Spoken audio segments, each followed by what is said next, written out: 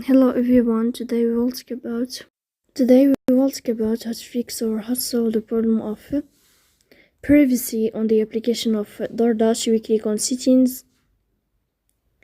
In this page you can click on apps, default apps, app settings. On above you can search about DoorDash and you will enter here. Then you can click on first stop and you can click OK. After that you'll enter to the window of storage. Here you can click clear cache. Don't click clear data because that can cause the errors that can delete your account. In the end you can turn off your phone and you can wait a moment to turn on your phone again. So please don't forget to support us by like and subscribe. See you next time in another video, and thank you for your attention and your watching.